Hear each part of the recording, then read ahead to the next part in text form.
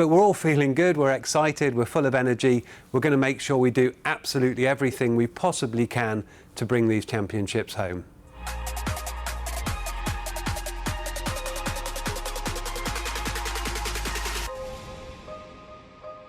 What were the main reasons for the car being dominant in Qatar? Well, if you think about it in a very fundamental sense, you make your lap time from a combination of the straight line, where the drivers are at full throttle, and then the cornering performance. Now, in some recent tracks, we've been matching Red Bull in the corners and extracting a benefit in the straight line. But in Qatar, it ended up being the opposite. We were matching them in a straight line and finding all our time in the corners. So where does that time come from? Well, really there's two areas. One is the downforce that you can get on the car, and clearly our package was working quite well there, helping us generate a lot of apex speed. But then also you've got the balance of the car, and that's the thing that we tune with the mechanical settings, the springs and bars, also the front wing, we can tune that. And for our drivers, they had a balance that they were very happy with. They had stability on the way in, they could attack the corner, carry speed, and ultimately you saw the demonstration of that with that fantastic lap from Lewis for pole position. But as I said, there's a lot of factors, but this week it was really all about the cornering performance that was delivering that pace. How do we approach a new track? Well, they're quite exciting for engineers because new tracks throw up new challenges. And also there's an opportunity. If you can arrive there better prepared than anyone else, then you've got a good chance of being the best, being the fastest.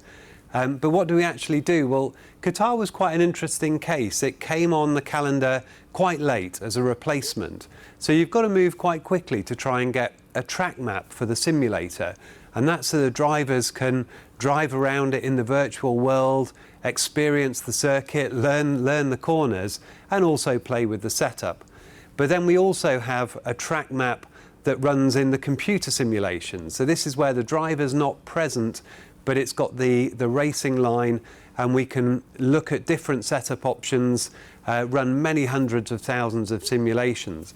And those two streams of work occur in parallel, and in the build-up to the event, we're starting to create a bit of a picture of what's important at this track, how's it going to behave with the tyres, how do we get the right car balance, what sort of wings might we want to run. So lots of that work's going on. And then once we've got the broad setup right, we'll bring the race drivers in. They can then jump in the simulator, try the setup that we think is optimum, and then they can play around with options. But as I said, it's quite an interesting activity, it's quite a challenge, and it's one that involves an awful lot of people. But if you do a good job, then you can have a very good race weekend on the back of it. What were the reasons for Valtteri's poor start? Well, first and foremost, that dirty side of the grid didn't have anything running on it all weekend. There were no support races, and Valtteri wasn't alone in starting on that side and losing positions as a result. A lesser problem was that the tyres weren't quite up to temperature. That cost him a bit of grip off the line. It also cost him a bit of grip in the opening corners. So it gave us a bit of a challenge. At the end of that first lap, Valtteri had dropped down to P11, but from there he actually mounted a really good recovery drive, and our simulations were showing that he was going to finish P3 or P4, but looking like a really solid drive, when unfortunately we had that puncture that took him out of contention. Why did we leave Valtteri out so long? Well, specifically, we were trying to clear Alonso. He was on relatively fresh hard tyres in our pit window. Valtteri was faster, he was finding a few tenths a lap, and if we'd stayed out another 3 or 4 laps, we'd have been able to build that window to Alonso, pit Valtteri for fresh hard tyres, and drop out in front. So that was the plan. Now, as you saw, we had that puncture. The timing of that was really unfortunate. Valtteri felt it at about the same time we were seeing it on the data, and this was too late for him to get into the pit lane. So he had the whole lap to do. And when you lose the pressure in one tyre, effectively, you've got a 3-wheel car. It's got no grip in the right-handers, and ultimately that in-lap was very costly from a race time point of view. But not only did it cost us race time, it also cost us performance. And that's because when you haven't got the wheel holding the car up, the wing is dragging on the road, getting damaged, the floor as well, and a lot of the aero furniture around there is getting damaged just from its contact with the road. So ultimately we had quite a big performance hit from that. When we got out, we could start to establish that in the data. So over the course of the next few laps, we're understanding how much performance we've lost. We're also getting a view of the race picture, and it was becoming evident that we weren't going to get Valtteri back into the points. The damage was too much for him to be able to challenge anyone, so that was where we decided to retire the car.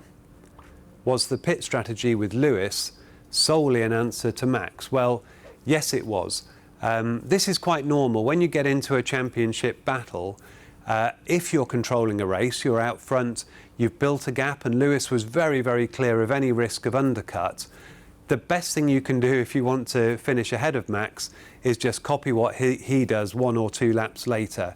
What you don't want to do is be on a completely different part of the track, a completely different strategy, because an unfortunate safety car, or maybe if the tyre degradation doesn't pan out as you expect, you could end up losing that advantage. So if you see Max leading any of the remaining races, I think they'll be doing a very similar thing. Why didn't we pit Lewis at the end for fastest lap? Well, Red Bull deliberately time it so that from their stop, all that Max is able to do is an out lap and a flying lap. So he can then take that fastest lap, which he actually held anyway from the previous stint. With Lewis, if we'd pitted after Max had pitted, all we'd have been able to do was the out lap, and that obviously doesn't count for fastest lap. So it's quite normal that you leave it to the penultimate lap, because when you do stop, you open up the window for the race leader, and if you do it on the penultimate lap, it means that they have no opportunity to actually set a proper lap time. Which engine did we have in Lewis's car? Well, it wasn't the engine, the fresh one that we took in Brazil. This was an older engine, and because it's older, it's got a bit less power. Now, why do we do that in Qatar? Well, of the remaining circuits, Qatar's got the shortest amount of straight line, the shortest amount of full throttle running, and it's got an awful lot of cornering. So the power advantage you get from that engine in Qatar is much smaller than if you run it at the 2 remaining circuits. So all we're doing is really trying to balance the mileage across the pool, but make sure that when we use the less powerful engine, there's less of a penalty for it. And that also means that when we get to the final 2 tracks, we're going to have the most power that we possibly can. How's the team feeling heading into these final 2 races? Well, considering that we've just come off the back of a triple header, we're feeling pretty good. But we're very excited to be part of this challenge. It's shaping up to be an absolutely fantastic battle. We've seen the car working really well, and that gives us hope that we can go to the next 2 tracks and fight for pole position, fight for wins, and that's what we need to do. But we're all feeling good, we're excited, we're full of energy. We're going to make sure we do absolutely everything we possibly can to bring these championships home. Sorry, can I start that again? Go again. I'm tired. I'm not doing very well today, am I? Thank you for your questions. We're going to be back after the Saudi Arabian Grand Prix to answer some more.